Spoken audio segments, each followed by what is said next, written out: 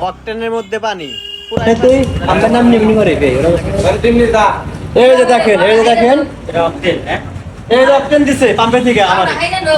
আমি half kilo পাম্পের থেকে তেল ভরে 500 টাকা তেল ভরছি তেল ভরে 1 কিলো যাইতে পারি নাই গাড়ি ডেক পারে তেল বললাম তেল ফুল তেল লাগে না এই যে পরে সিএনজিতে পরে বাজারে এই মোটর সাইকেল গ্রাজে আসছে এই যে পানি ডাইরেক্ট পানি বেরিয়েছে এর অবস্থা আমাদের দেশে 500 টাকার তেল ভরছি পাম্পের থেকে কি বলবো ডাইরেক্ট পানি এরকম করে তাহলে আমরা মোটরসাইকেল কেমনে চালাবো এরকম অবস্থা হইলে এই দেখেন এরকম ভাবে ট্যাঙ্কিটা গাড়িটা খুলে বা ট্যাঙ্কিটা নামাইয়া তারপরে দেখেন হইছে কিন্তু ঢাকার দিকে তেল ছিল ভালোভাবে আসছি তেল